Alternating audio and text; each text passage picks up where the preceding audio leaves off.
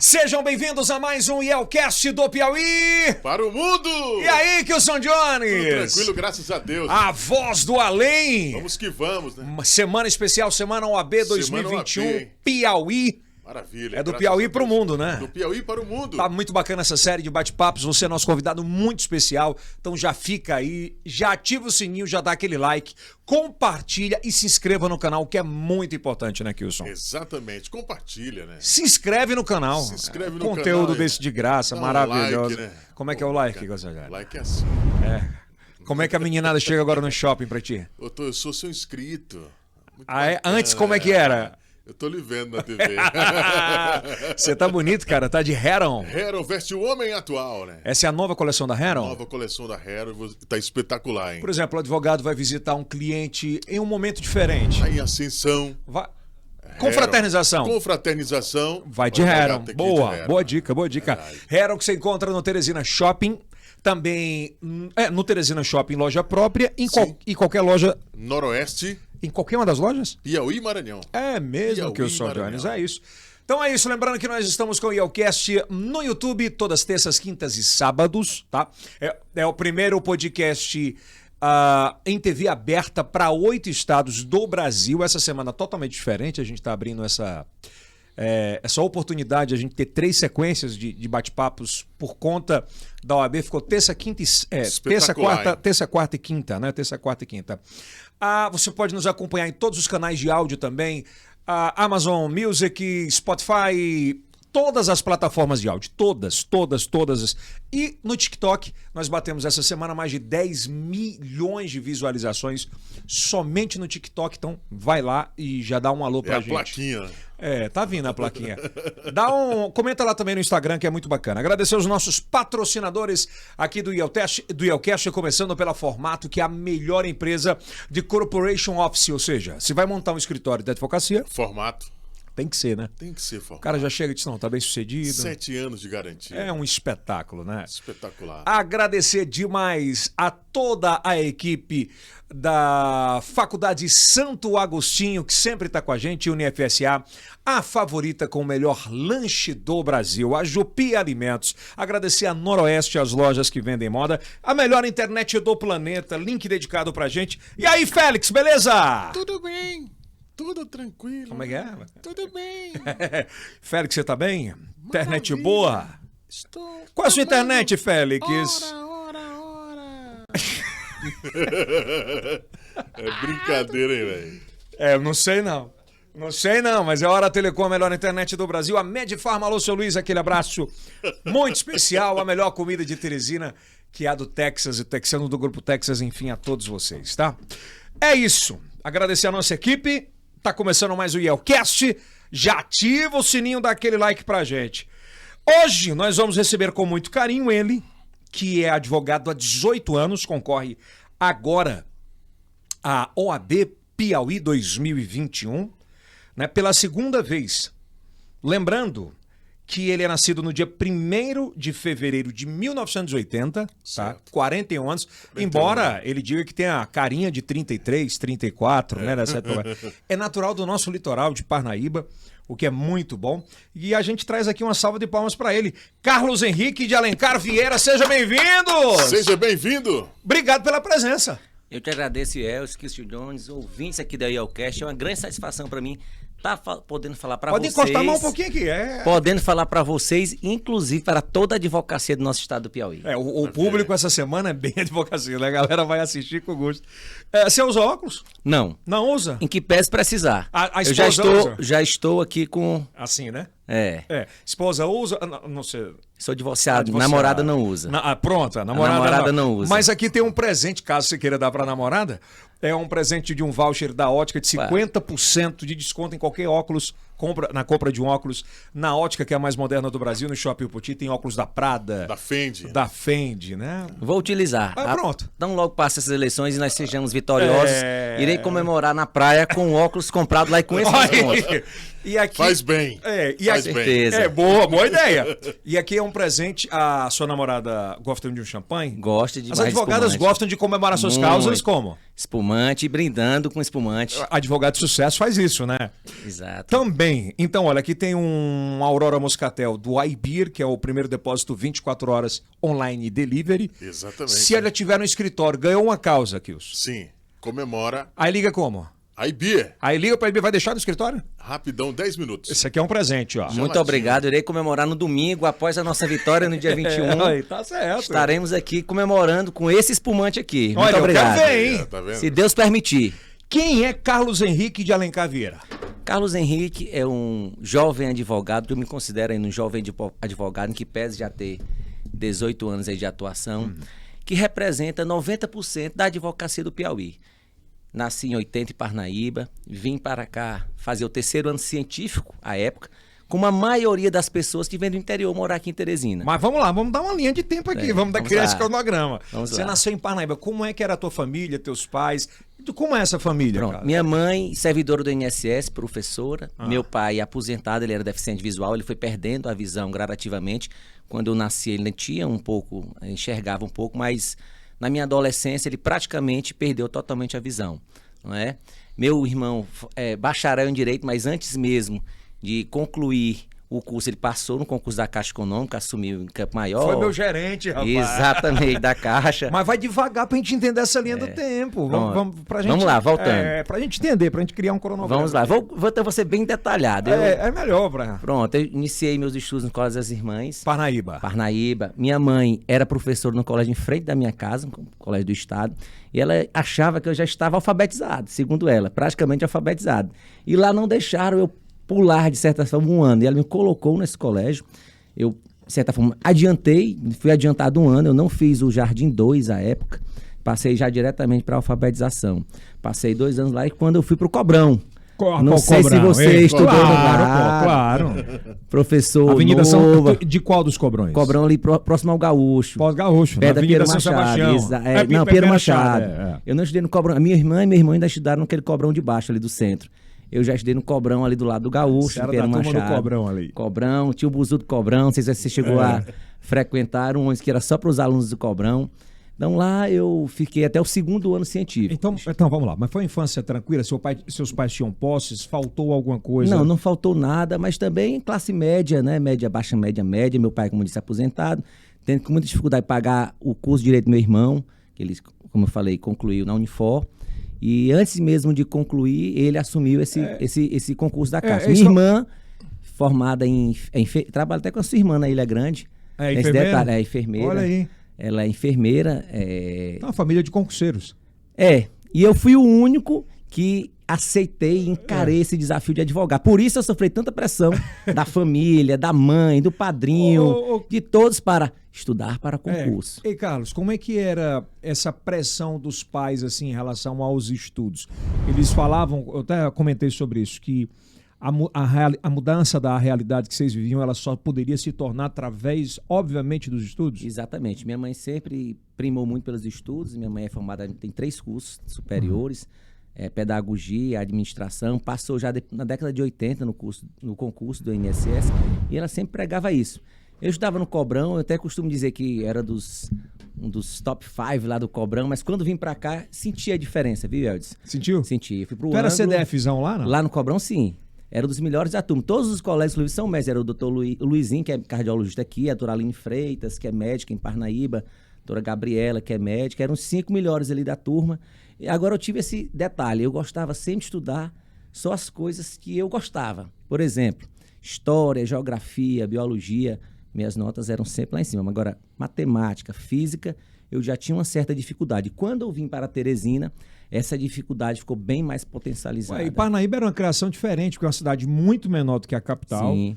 Naquela época não tinha WhatsApp, você conseguia controlar muito. A mãe e o pai controlava pelo horário, né? Tal hora tem que estar em casa. Na realidade, como eu era CDF, minha rotina era muito tranquila. Como que era? Eu saía de casa, né? A minha mãe deixava no colégio. Na volta, como eu estava no trabalho ainda, eu voltava no buzu do Cobrão, parava ali na praça ali da São Sebastião, da Águia, ia caminhando. Minha casa ali, onde hoje minha irmã reside, em frente à escola normal. Não sei se você sabe, se estou onde é mais ou menos? Na rua da Autocar, 4 quarteirões abaixo. E a gente ia caminhando até lá. 2 horas da tarde eu pegava minha bicicleta, ia para casa do Daniel, até primo do Rafael que está me acompanhando aqui, Daniel Moraes, e ensiná-lo, porque como eu era o CDF, eu Isso tinha com quantos anos, velho? Isso, 12, 13 anos. Tu já ensinava com 12? A gente estudava junto, na realidade, né? E aí, às 4 horas descia ali pra casa do Herbert ali, do Herbert Silva, pra brincar, jogar vôlei, era reunião, era concentração. Herbert Júnior. Herbert Júnior, Daniel, André, aí viu outro Daniel, ela era no mínimo 10, 12 pessoas todos os dias. Então aquilo era brincadeira, era recreação. Aí de lá íamos pra ABB, isso já na quinta série em diante. Mas como eu falei, eu estudei 2 anos nesse colégio, 3 anos nesse colégio público, foi quando eu passei do Jardim do Jardim 1 para a alfabetização. Passei 2 anos mais lá, que era a escola de aplicação, que era em frente da minha casa, inclusive. Tinha a escola normal, que era onde as pessoas iam, as pedagogas normalistas, inclusive a Avenida das Normalistas, e lá tinha até a 4ª série. Eu ainda estudei 2 anos lá. Minha mãe dava aula lá e passei 2, 3 anos lá ainda, até ir para o Cobrão, onde fiquei até o 2º ano científico, né? Porque agora mudou. O que era a série, agora mudou. Na época era o 2º ano científico, penúltimo ano ali, do ensino médio. E vim para fazer o 3º ano no ângulo. Passei no vestibular para Direito, no CEUT. Aqui já em Teresina. Já em Teresina, no meio do ano. E na época, eu não tinha um certificado. Tive que entrar com ação na justiça. Até encontrei agora no 5º, o Dr. Antônio Soares, que é um advogado, estava presidindo a comissão eleitoral, e disse: você foi meu primeiro advogado. Nós tivemos que entrar na justiça para conseguir o certificado antes de concluir o 3º ano. E ingressamos com a ação, mas quando saiu, nunca me esqueço, eram 4 pessoas na mesma situação, eu, Direito, e 3 contábeis. Quando eu estava assinando o contrato no CEUT, a professora Fátima disse: mas cadê as notas? Eu disse: não tem notas porque eu não concluí o 3º ano ainda, tinha um oficial de justiça para determinar que fosse expedido a conclusão, o certificado de conclusão do 3º ano, mesmo sem ter concluído. Não, mas não pode fazer sem nota. Eu, não, mas tem 3 colegas que estão fazendo ao lado. Ela falou: vamos lá, se eles tiverem feitos, faz todo mundo, senão não faz ninguém. Aí ninguém conseguiu ingressar nessa época. Aí nós entramos ainda. A vibe de todo mundo. Mas eu encontrei um deles, inclusive, o doutor Eugênio, ele é advogado hoje em dia. Eu digo: olha, se não fosse aquela minha interferência, você, não desmerecendo os contadores, mas você não estaria na profissão da advocacia, uma profissão pela qual todos nós somos apaixonados. Me agradeço, eu até brinco com ele. Encontrei com ele um dia certo, dia na OAB, pedi o voto, claro, que candidato onde anda tem que pedir voto. Tem? Claro. Candidato que não pede voto não merece ganhar. Como é que é o bom dia hoje em dia? Você sai de casa... Bom dia, voto chapa 2.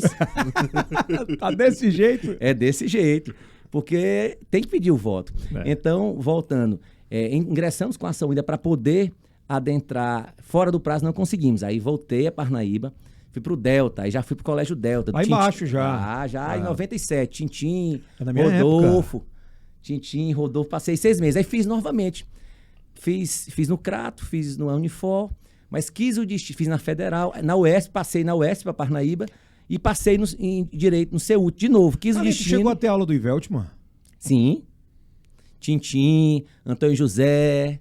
Meu tio, né? Ah, sim. Meu tio. É verdade. Cara, ele era professor. Exatamente. Foi professor de escolas particulares, também na Universidade Federal. Então retornamos, né, para Teresina.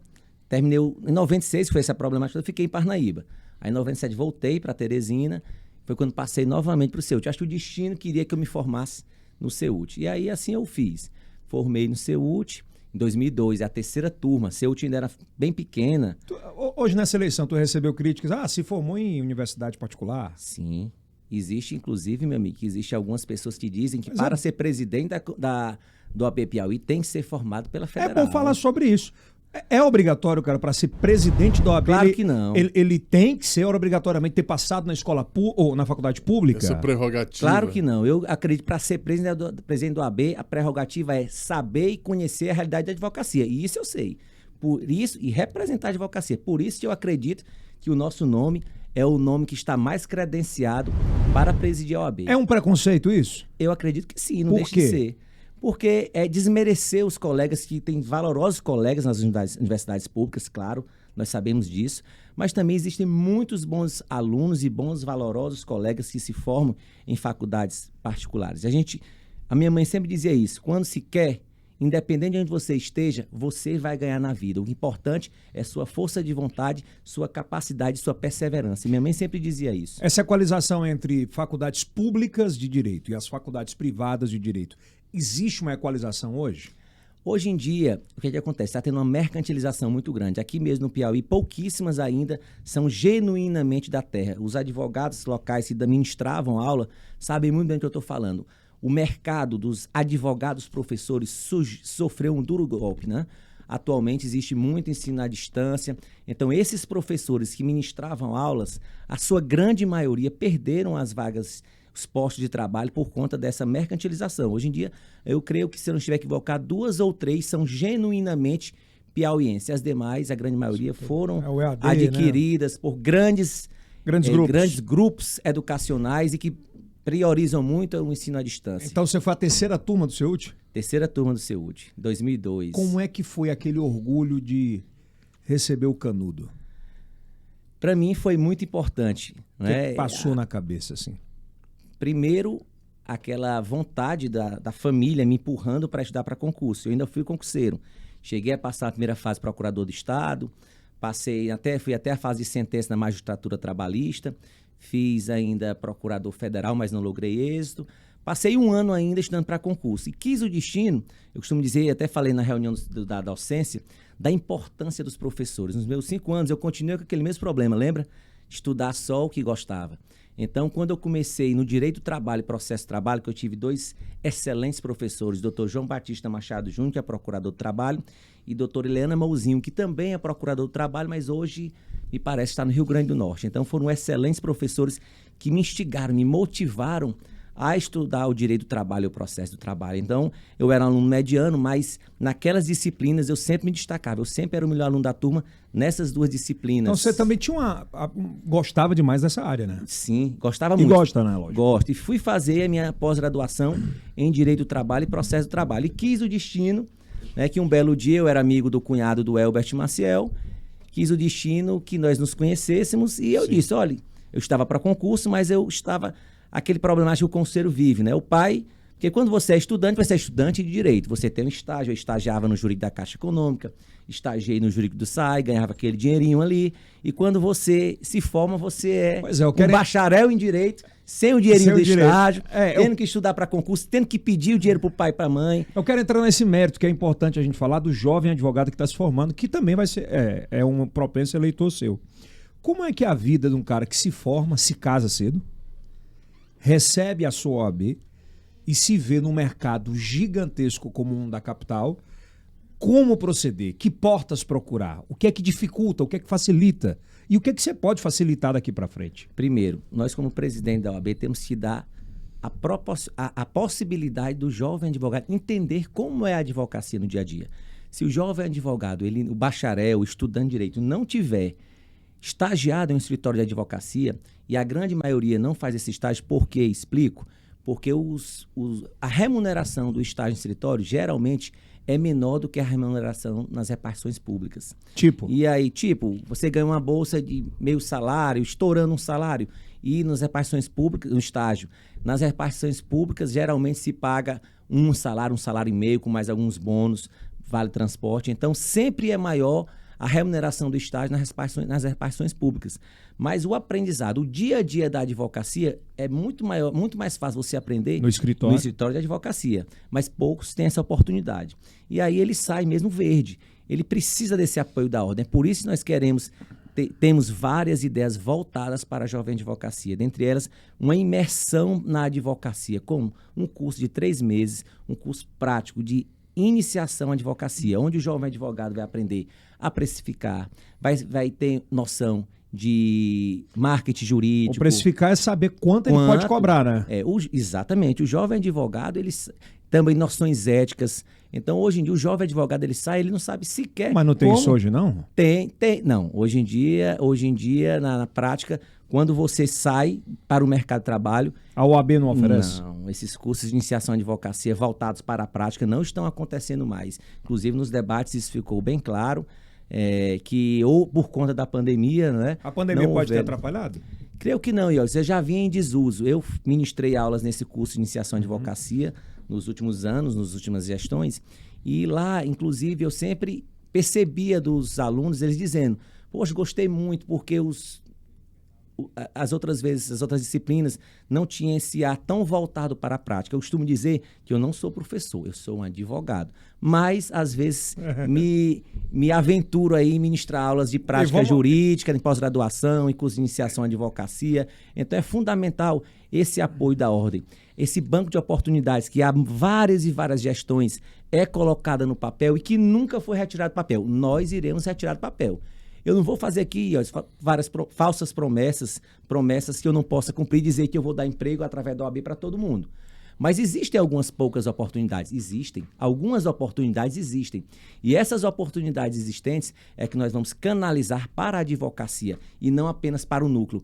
Esse é meu propósito, é de servir a advocacia. Então vamos lá, nessa sequência. E aí quando é que começa a virar a sua vida na advocacia? Pronto, aí como eu estava falando, gostava muito de direito do trabalho, fiz a pós de direito do trabalho e um belo dia fui ao sítio de um advogado trabalhista bastante conceituado, Elbert Maciel. Eu era amigo do cunhado dele e lá eu o conheci.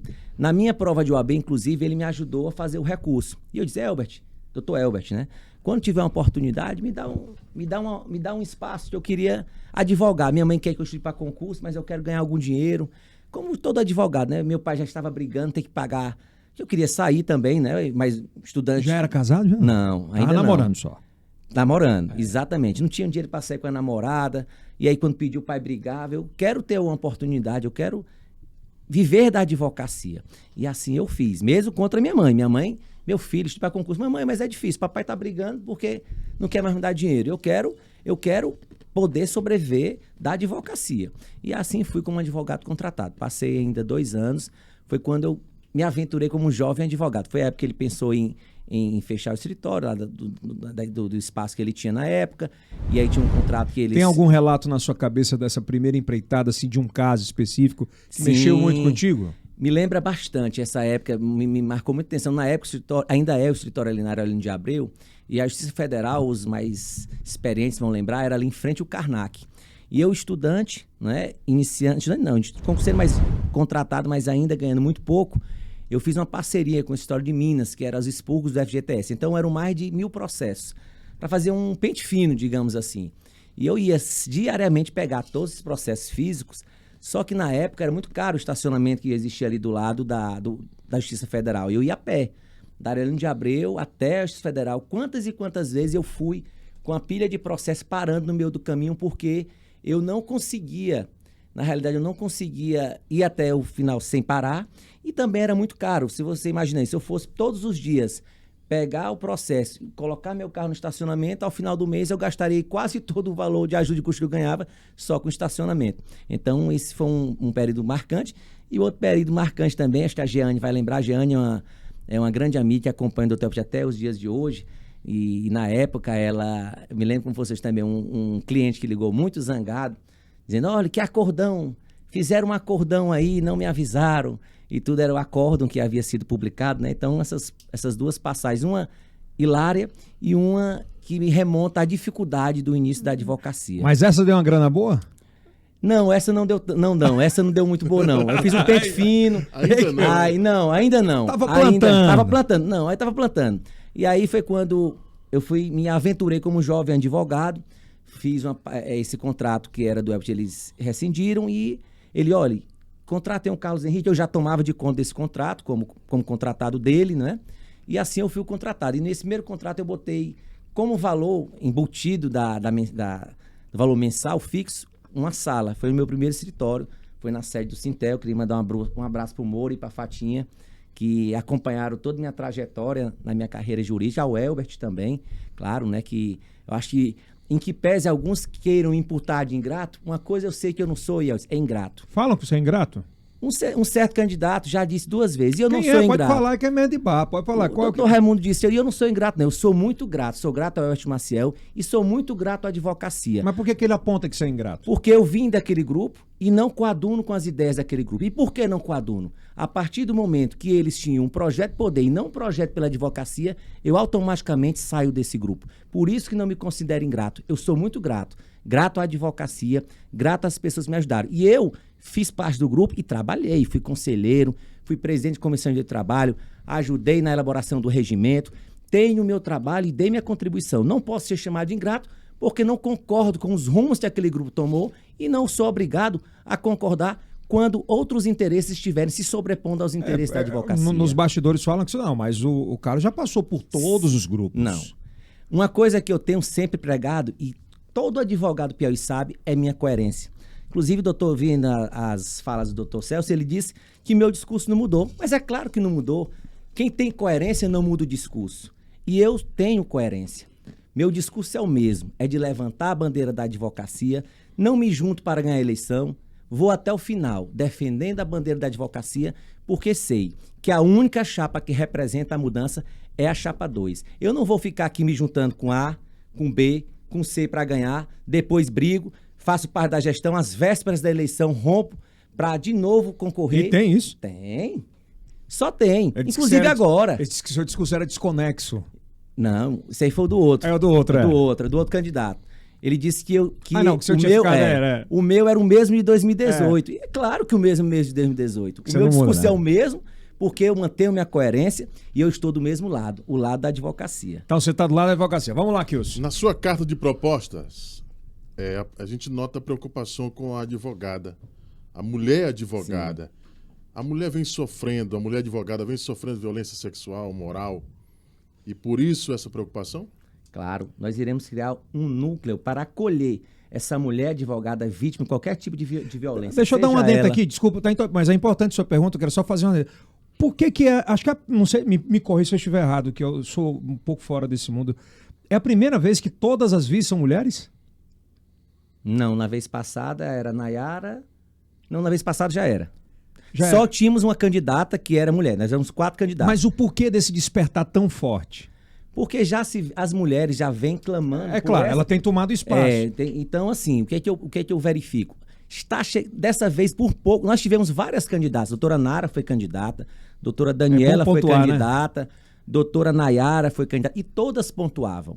Todas pontuavam. E o nosso diferencial com a doutora Nara foi justamente esse. Eu, inclusive, Eldes, disse para a doutora Nara, se ela estivesse melhor do que o nosso grupo nas pesquisas, eu apoiaria como presidente, porque entendo que está na hora de termos uma presidente. Já estivemos, né, a doutora Fides Angélica, deu sua grande contribuição, e já faz mais de 25 anos, então está na hora de termos novamente uma presidente na frente do OAB. Mas isso ficou um pouco esquecido durante um tempo? A presença da mulher nas chapas, assim? Não, da vez passada já tivemos a candidata... Eu digo não dessa vez passada, nem dessa. Sim, da vez retrasada não tivemos.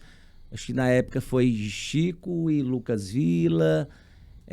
Cid Freud já era vice, já vem certo tempo. Então, já vem crescendo. Daqui a pouco vai ser ela, as presidentes. Cid Freud já era a esposa do... Cara, e a gente tem advogados espetaculares, professora Cristiane, né? Não, com certeza. Hoje mesmo, no debate das vice-presidentes, nós estávamos falando isso. Eu e mais 2 candidatas, a minha candidata e outra candidata a vice, estávamos conversando justamente dizendo que da próxima vez, eu acho muito pouco provável que não tenhamos uma mulher à frente da presidência da OAB Piauí. E eu, se Deus permitir, será a doutora Nara Letícia, que será a futura minha presidente filha da quer OAB ser advogada, Piauí. é o sonho dela. Ela tem 13 anos e só fala disso. E é uma paixão, né? Não adianta. É verdade. A advocacia é uma grande paixão. E aí, definitivamente, você entra no mercado. Sim. Como é que é chegar... Eu te pergunto, chegar no mercado... Não entenda mal, por favor. A gente tá falando mesa de bar. Tem uns no jornalismo tem uns dinossauros, tem uns caras que já estão no mercado há muito tempo, que cada um tem seu espaço. É assim também na advocacia, cada um tem seus escritórios. Primeiro tem que responder a pergunta do Kilson, eu acabei interrompendo. Sim. Então nós iremos criar esse núcleo de acolhimento da mulher vítima, a mulher advogada vítima de violência, seja ela sexual, um assédio também. Microfone, isso aí nós iremos sim criar esse núcleo, esse central de acolhimento. Iremos criar também o espaço criança para a mulher advogada que pode ir ao fórum, não é uma creche, é um espaço criança para a mulher que tem que ir ao fórum rapidamente, deixar seu filho ali nas independências da OAB também. Iremos lutar também para que a mulher, iremos proporcionar, no ano que a mulher tiver o filho, ela tem a isenção de sua anuidade também. Esse é um ponto que nós iremos trabalhar. E iremos trabalhar pela paridade nas comissões. Hoje em dia já foi um grande marco, um grande avanço. Pela primeira vez na história, 50% da chapa obrigatoriamente tem que ser composto por mulheres. É a primeira eleição que nós estamos com essa paridade. E nós iremos estender essa paridade para as comissões. Hoje, brilhantemente, nossa vice-presidente no debate apresentou essa proposta, faz parte da nossa carta de propostas, onde metade das comissões serão, ou até mais, como ela mesma disse, por que não mais, serão geridas por mulheres advogadas, porque as mulheres advogadas, e hoje já são mais da metade da advocacia no Brasil. Tem espaços que, por exemplo, na Central de Flagrante específicos para mulheres? São todos em um só lugar. É em um só lugar. Exatamente. Tu pretende Sim. específico assim, mulheres com... A mulher vai atender um cliente de uma forma diferente num ambiente? Na realidade, ou hoje a sala da sala do AOB, na Central, é uma só. eu tô falando como leigo, para entender também o telespectador entender. A gente quer pegar, e tem uma sala hoje que é utilizada pela Defensoria Pública, ela está está ociosa, fica a maioria do tempo fechada. Nós queremos trabalhar em conjunto com a Defensoria para que essa sala também fique disponibilizada para a OAB. E aí, ouvindo a advocacia, bacana isso, as mulheres advogadas, verificar se poderia ser uma diferencial, ou então, se nós poderíamos também deixar uma apenas para petição rápida e uma para falar com... É muita dúvida do internauta, o cara que é novo, que está acompanhando agora, não entende muito como é que funciona esse mundo, é importante que a gente acabe explicando. Bom, aí entrou no mercado. Sim. Aí comecei na advocacia trabalhos com esse primeiro contrato, né? Eu costumo dizer que eu tive sorte. Perseverei lá atrás, peguei aquele processo, vocês lembram que eu falei, passei 2 meses caminhando para a Justiça Federal? Não consegui angariar honorários relevantes. Mas, em seguida, nós tínhamos uma ação que tramitava bastante tempo na Justiça Estadual, e com a emenda constitucional 45, ela foi para a competência da Justiça do Trabalho. E a Justiça do Trabalho, como a advocacia sabe, ela tem uma celeridade bem maior. E conseguimos resolver essa ação na Justiça do Trabalho de forma mais rápida e conseguimos êxito numa determinada ação. Aí a gente pode, assim, digamos assim, privilegiado, você com 4 anos de advocacia, 4 anos de advocacia, você já conseguir honorários razoáveis, então... É razoáveis, que então a gente pode dizer que nós tivemos sorte. Foi bom. Foi bom. Então, Ali já pegou aquela grana e já plantou pro futuro também? Não foi tão bom. Na época eu casei. Aí foi a época que eu casei. Então foi bom, cara. Foi bom, eu casei. Aí casei. Mas foi muito bom. Então, assim... E aí eu vi que eu queria... Era aquilo, né? Não, eu já tinha percebido mesmo antes, voltando um pouquinho atrás, quando o retorno financeiro não era tão bom, minha mãe pressionando, meu filho... Porque mesmo advogando, ainda precisava da ajuda da mãe. Você imagina, minha mãe queria que eu fosse concurseiro. E eu queria advogar. Eu largo o concurso para advogar para dizer que não ia precisar mais do dinheiro dela. Só que eu continuei precisando do dinheiro dela e do meu pai. Aí a pressão aumentou. Oxe, você disse que vai advogar para poder não ficar pedindo dinheiro e está me pedindo dinheiro? E é isso que o jovem advogado hoje passa. Essa é a realidade? Essa é a realidade. Infelizmente, o jovem advogado... Ele estuda 5 anos e quando ele entra no mercado de trabalho, ele pensa que vai conseguir pagar as suas despesas, vai ajudar os pais, mas a realidade é que a grande maioria não consegue. Pelo contrário, ele precisa ainda da ajuda dos pais. Tem muitos colegas advogados deixando a profissão porque não conseguem sobreviver. Na pandemia, Yeldson, muitos colegas tiveram inclusive que vender notebooks, procurarem outras profissões, fazerem bicos para poder sobreviver. Foi um momento muito difícil para a advocacia. O Kilson me relata situações na porta da Central de Flagrante, a gente fazendo uma ação por míseros 300, 400 reais, Kilson. Foi um momento muito de processo, não tinha tramitação. Né? Por conta da... complicado. Não é míseros no sentido de... É porque você se dedica há 5 anos, paga a faculdade, corre atrás, nada que não seja digno. Mas aquilo não representa o tamanho do conhecimento que você tem. Então a advocacia, com o fechamento do tribunal, com a suspensão dos prazos dos processos físicos... Tudo parou, né? Tudo parou e as contas não pararam. Verdade. Né? E aí é onde a gente se ressentiu desse apoio mais direto da ordem. Não. Teve não.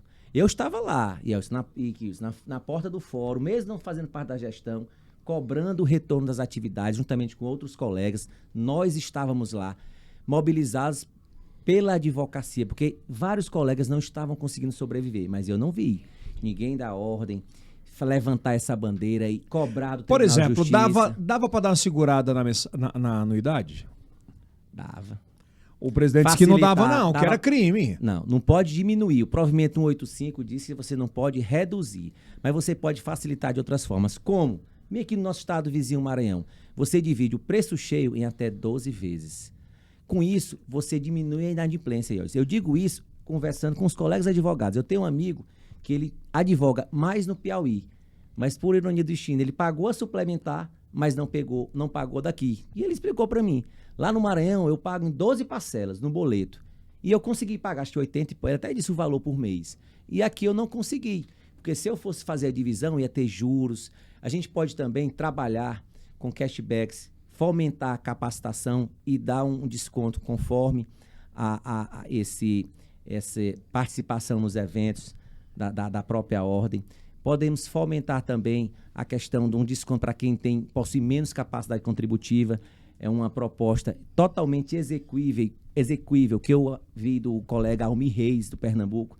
Costumo dizer que você não precisa ser o inventor da roda. As ideias boas têm que ser copiadas. E uma delas eu copiei do próprio Pernambuco, da atual gestão.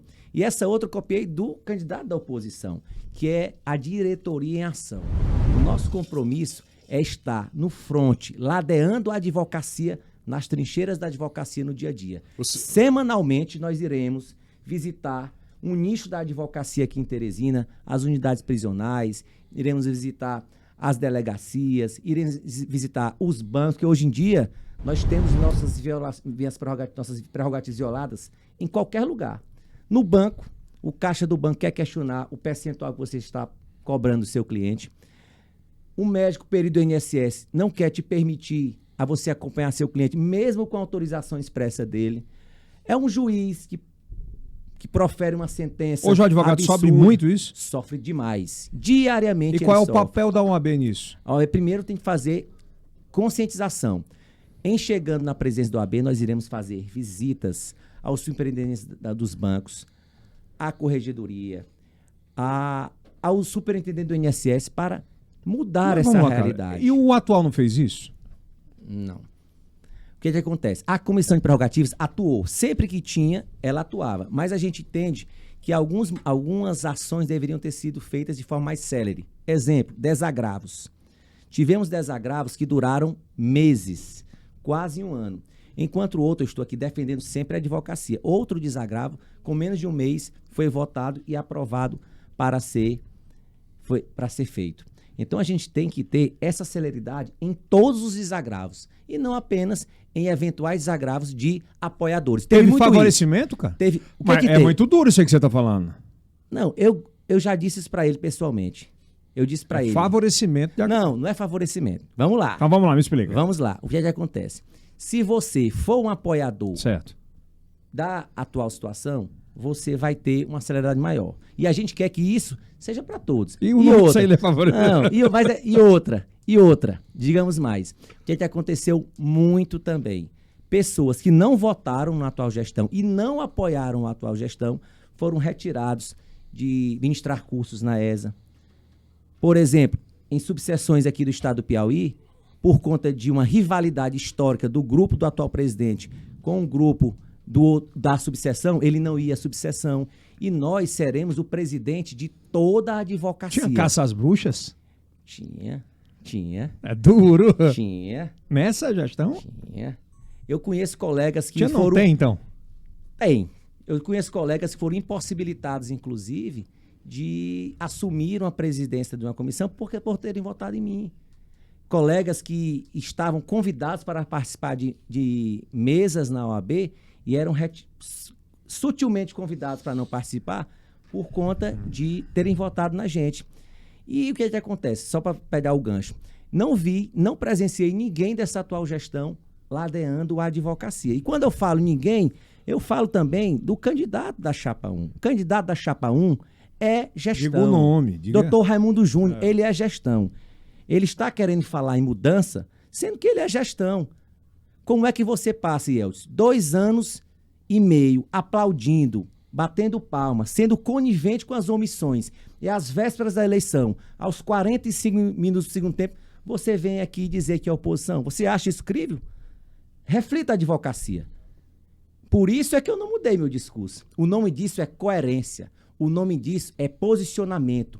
É lado. E meu lado é a advocacia. Por isso que eu não mudo meu discurso. Tem quantos lados nessa disputa? Tem a situação que... Eu costumo dizer uma coisa. Se você entender que a atual gestão esteve do lado da advocacia em todos os momentos, trabalhou, ladeando a advocacia, não deixou nada a desejar, você pode escolher. Tem a chapa 1 e a chapa 3. As duas são situação. Agora, se você entendeu que a atual gestão deixou a desejar em alguns momentos, não esteve no fronte com a advocacia, não esteve lutando para que a advocacia pudesse exercer sua profissão, eu não tenho dúvidas que o seu lugar é a chapa 2. É a única chapa que representa a mudança. Vamos lá, Kilson. Você fala em criação de um aplicativo, né? Sim. A OAB ainda não tem esse aplicativo. Não tem. E por que a importância desse aplicativo? Esse aplicativo é importante porque ele vai aproximar cada advogado e advogado desse estado da nossa instituição. Para vocês terem ideia, nessas minhas andanças, muitos colegas me diziam que só lembravam da OAB quando iam pagar anuidade. Isso não pode acontecer. Eu costumo dizer que o nosso escritório é a extensão da nossa casa, assim como a OAB é a extensão do nosso escritório. Com esse aplicativo, o colega que estiver lá em Corrente, ele está lá em Cajueiro da Praia, ele teve, lá em Escorrer, ele teve a prerrogativa dele violada. Ele, com um clique, ele vai mencionar o que aconteceu. Ele estava lá em Corrente, ele saiu aqui de Teresina para a audiência em Corrente. Chegou lá, não avisaram, a audiência foi remarcada. Colega se zangue, esbraveja, mas poucas as vezes ele vai até a ordem pedir providência, porque acaba esfriando. Com esse aplicativo, com um clique ele vai acionar. Hoje não tem não esse aplicativo? Não. Com esse aplicativo, com um clique ele vai acionar. Acionou, vai ter um funcionário lá no OAB, só verificando quais são as demandas. Ele vai encaminhar. É problema de prerrogativa? Vai encaminhar para a comissão de prerrogativas. É problema de relação com o Poder Judiciário? Vai encaminhar para a comissão de relação com o Poder Judiciário. É um problema grave? Vai encaminhar para a diretoria. Porque meu amigo Antomar me falou uma coisa, eu jamais esqueci, jamais esquecerei. O maior defensor das prerrogativas é o presidente da OAB. E eu serei esse maior defensor. Eu tenho independência. Eu não tenho um rabo preso com ninguém. Quem é que tem um rabo preso, então, dos dois? Vamos lá. Se você disse que não tem rabo preso, alguém tem rabo preso. Alguém tem rabo Pois preso. vamos lá. Se por um acaso eu sou procurador do Estado, não estou desmerecendo os procuradores, pelo contrário, tenho vários amigos que nos apoiam, ocupam cargos, estudaram um concurso dificílimo, mas em dados momentos, você sendo presidente, e eu não estou aqui, como o doutor Celso, eu vi que ele disse que eu, não, nenhum momento menosprezando a advocacia dele, mas em dados momentos, você vai ter uma colisão de direitos. Você indicar um procurador-geral do município de Teresina, será que você vai ter independência e autonomia para cobrar melhorias para a advocacia? Penso eu que não. E nós não fizemos e não faremos nenhum tipo de indicação. O outro candidato, doutor Raimundo, que mesmo tendo dito no debate a advocacia ali para votar, nós sabemos de secretários solicitando presença em reuniões dele, pedindo que votem nele. Vou lhe fazer uma pergunta, advogado. Qual o interesse que um deputado, que sequer bacharel em direito, tem em pedir voto para o doutor Raimundo Júnior? Tem gente pedindo? Tem. É, não. Tem. O advogado que já recebeu esse pedido sabe o que eu estou falando. O advogado que está sendo compelido a votar nele para manter seu emprego nas prefeituras sabe o que eu estou falando. Mas no dia 21 é só você e a urna. E você vai dar a resposta. Vai estar pior que... Tá muito maior do que para governo do Estado isso aqui. A gente separou alguns vídeos de advogados, inclusive, fazendo perguntas. Acho que é legal a gente ouvir a advocacia, né? A jovem, enfim. São 5 perguntas, é isso, Denis? Vamos começar com a primeira? Bom, esses são alguns das perguntas que a gente selecionou através de advogados dentro do seu grupo para fazê-las para você. Vamos lá, então. Primeira pergunta, coloca na tela aqui, ó. Telão aqui, ó. Vamos lá. Carlos Henrique, se eleito, qual sua proposta para a inserção do jovem advogado no mercado de trabalho? Que é uma dúvida muito cruel de qualquer um que entra no mercado. E aí? Nós iremos, como já disse anteriormente, criar um curso de imersão ao início da advocacia, com curso de mentorias, coach, publicidade, marketing jurídico, precificação.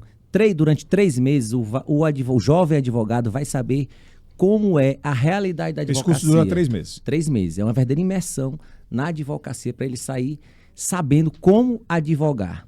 Além disso, iremos lutar por concursos públicos também, deixando bem claro que nós não criminalizamos, defendemos a decisão do STJ e do STF, mas entendemos que as duas coisas podem coexistir. Não é? Iremos também cobrar o piso salarial da advocacia e iremos lutar para que esse piso seja revisto, está defasado, não é? Esse piso. Para os advogados concurseiros também, muitos jovens advogados são advogados concurseiros, nós iremos colocar, eles se ressentem muito, de uma vigilância armada na sede da OAB e para Por ficar conta até da meia-noite. insegurança de hoje?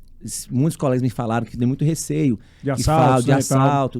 Então Entendi. iremos estender até meia-noite e iremos também criar uma sala de estudo descentralizada, ouvindo a advocacia, se será na Zona Norte, na Zona Sul ou na Zona Sudeste. Também como coworks descentralizados, tanto aqui na capital Perfeito. quanto nas subseções. Vamos para a segunda pergunta? Vamos lá. Segunda pergunta na tela. Segunda pergunta. Daqui a pouquinho tem a parte final, que é bacana, que a gente vai mostrar os dois candidatos opositores seus e por que votar. Não neles e em você, né? Vamos lá, vamos ver. Olá, queria deixar minha pergunta a você, Carlos Henrique. A advocacia sofreu inúmeras violações de prerrogativas durante essa atual gestão. Eu queria saber de você, vindo a ser o novo presidente da OAB Piauí, quais as medidas que você irá tomar para corrigir esse problema? Esse é o doutor Rian. Você até falou sobre isso hoje, né? Criaremos núcleos regionais de defesa das prerrogativas, onde contrataremos por teste seletivo 3 advogados pagos com o nosso dinheiro da anuidade e onde toda a subseção terá, no raio de 200 quilômetros, um advogado contratado para defender a advocacia. Além disso, iremos também, como presidente, ter o projeto Diretoria em Ação, iremos representar os magistrados e acompanhar os magistrados, servidores, os violadores de prerrogativas e acompanhar o deslinde dessas representações, também é de fundamental importância, cobrar celeridade nos desagravos, que é isso. Às vezes, como falei antes, demora muito um desagravo e acaba perdendo o time, né? E o projeto Diretoria em Ação, onde estaremos num determinado nicho verificando qual o tratamento para a advocacia, conscientizando os superintendentes, como eu falei a princípio, falei anteriormente. E penso também que seja muito importante, porque você, advogado e advogado, chega às vezes numa determinada repartição e tem lá, desacatar servidor é crime. Mas nós não presenciamos nessas repartições a nossa lei, que nos assegura igualdade de tratamento, que não existe hierarquia entre a advocacia, membros do Ministério Público e magistratura. E nós precisamos nos irmanar e nos conscientizar disso para que possamos ter melhorias. Vamos lá, mais uma, Gilson. Mais uma na tela. Vai lá. Dr. Celso Barros, atual presidente da OAB Piauí e candidato à reeleição, e Dr. Raimundo Júnior, fizeram a última campanha afirmando que a OAB estava quebrada. E no último debate, o presidente Celso afirma que pegou a OAB com mais de 2 milhões de reais em dívidas, sendo que essas contas também foram aprovadas pelo Dr. Raimundo Júnior. Queria saber de você em relação à transparência das contas da OAB. Uma ótima pergunta, viu? Ótima. Nós iremos trabalhar com total transparência. Ano passado eu fiz uma solicitação formal por escrito ao Dr. Celso para que nos apresentasse um detalhamento da situação financeira da ordem. Se o advogado hoje adentrar ao portal da transparência, ele não vai identificar como seu dinheiro da anuidade está sendo gasto. Nós iremos ter total transparência. Eu já fiz um convite público no debate para o doutor André Portela, que é do curso Piauí, para nos auxiliar nisso. Eu quero que você, advogado e advogada, saiba onde cada centavo da sua unidade... Hoje não tem transparência? Existe um portal, mas é de difícil identificação. Eu não consegui identificar. Eu até fiz esse requerimento formal. Mas tem ou não tem lá? Tem um portal que não é claro. Você não consegue identificar como seu dinheiro está sendo pago. E a gente vai aprimorar. Por isso que eu peço ajuda. Vou pedir ajuda do André Portela para apresentar isso. E iremos também reduzir e readequar algumas despesas. Para você ter uma ideia, durante o primeiro ano que foi eleito alegando esse rombo aí de 2 milhões, sendo que os dois aprovaram, os dois foram eleitos. Com aquela história que eu digo, os dois são a mesma coisa. Os dois se uniram e se elegeram com o discurso de que havia desvios. Eu nunca levantei essa bola, mas eles se elegeram dizendo isso. E ao chegar lá, aprovaram as contas, não é? E para mais surpresa, gastaram R$1 milhão em publicidade. Aonde, homem? Na OAB. Mas publicidade de quê? Publicidade, segundo o presidente, de eventuais trabalhos, sendo que os trabalhos, segundo ele quer reeleição porque não pôde trabalhar por conta da pandemia. Então tem que se decidir. Mas o estatuto da ordem não veda a publicidade? Não, mas é a publicidade da casa, a instituição. Da gestão. Aí não é dele, não. Aí a gestão. Não é privado, é OAB geral. É OAB. Foi gasto com OAB. 1 milhão, um barão. Mais de 1 milhão. Enquanto brindes e afins, para ser mais exato, tem lá. Publicidade, brindes e afins. Sendo que hoje, o adesivo que o advogado vai pegar lá, ele paga 5 contos. Não. Uma agenda, não? Não, o adesivo. Aquele brochezinho, 10 conto. R$10. Vamos para a próxima Vamos pergunta? pra próxima. Vamos lá. Vamos lá, a última. Doutor Carlos Henrique, sabemos que nosso judiciário encontra-se no último lugar do ranking de eficiência. Diante dessa perspectiva, eu gostaria de saber quais são os seus projetos que possam melhorar essa triste realidade. Nós iremos criar um observatório, onde faremos nos 3 primeiros meses um relatório. Nós já estamos fazendo. Para você ter uma ideia, existe magistrado que substitui outro com a distância de uma comarca de 500, 600 quilômetros. Comarcas que possuem um acervo bem menor de processos e possuem uma quantidade muito maior de servidores. Apresentaremos esse relatório para o Tribunal de Justiça, para nos 3 meses seguintes, juntos, tentarmos mudar essa realidade. Qual realidade? Tirar o Piauí do último lugar do ranking CNJ. É o último? É o último há 4 anos, Yeltsin. E as custas mais caras. Vejam bem, o Piauí é o 2º estado mais pobre da federação, as custas mais caras do Brasil e ocupa o último lugar no ranking do CNJ. Por que disso? Eu entendo que falta a OAB fazer um trabalho de relatoria de como anda a situação das comarcas. O tribunal, falta sensibilidade também do tribunal, e nós temos essa coragem, essa independência para, não resolvendo isso nos 6 meses, tomar as medidas necessárias. O CNJ tem metas, Iodes, e essas metas não estão sendo observadas pelo Tribunal de Justiça do Piauí. Mas vamos combinar, parece que tudo isso é culpa da OAB, não passa pela Justiça. Mas veja bem, existem essas metas. Não sou eu, não é a OAB. As metas são determinadas, são apresentadas pelo CNJ. Porque se coloca tudo no bolso. Mas veja bem, se existem as metas e se as metas não estão sendo obedecidas, não estão sendo observadas, há uma falha do judiciário. A falha é de e a OAB, o judiciário não está cumprindo as metas, mas a OAB cabe fiscalizar. Entendi. Iremos fomentar também a mediação e a arbitragem. Foi criado 4 subseções, mas nós iremos expandir e conscientizar a sociedade e a advocacia. Por quê? Porque hoje o advogado não quer levar para mediação. Por quê? Porque o cliente não quer pagar os honorários. Porque tem a cultura de que, demorou 1 mês, ele não tem direito aos 30%, 20%. Veja a cultura. Sendo que o cliente tem que pensar, eu resolvi meu problema de forma rápida. Esse advogado merece até mais honorários, porque ele resolveu de forma rápida. Nós temos que fomentar isso. Então a mediação e a arbitragem vai ter um papel fundamental na nossa gestão de OAB e também para o tribunal, porque vai desafogar. Então esse observatório, iremos descentralizar a comissão de relação do poder... Observatório? Observatório da Justiça. Iremos também descentralizar a comissão de relação com o Poder Judiciário. Hoje, como é, Ios? Eu tenho um presidente que geralmente atua em um determinado nicho da advocacia e representa trabalhista, Tribunal de Justiça, interior, juizado. Nós vamos ter um para cada nicho. Um para o trabalho, um para a Justiça Federal, um para o Tribunal de Justiça, um para juizados especiais e um para as comarcas do interior. Para quê? Para que essa relação de fato seja bem próxima. Aquele representante tenha de fato muita relação com aquele nicho que ele vai defender. Antes de a gente fechar com as últimas pautas, queria fazer uma pergunta. Hoje tem uma reclamação do cidadão, eu comum como cidadão, como qualquer um aqui, a relação da audiência de custódia. Né? Hoje os caras são presos, a primeira pergunta que se faz é se ele foi torturado ou alguma coisa nesse sentido. E geralmente esses caras são colocados em liberdade. Assaltantes, bandidos. E quem sofre isso é o cidadão lá na ponta, literalmente. Né? Esse sentimento hoje que a gente tem de insegurança, ele passa muito pela sensação de impunidade. Você, presidente da OAB, você pretende criar alguma comissão específica para fazer esse acompanhamento mais próximo, de cuidar do cidadão na ponta, esse pequeno assalto, essa pequena demanda que é o celular, que é o carro?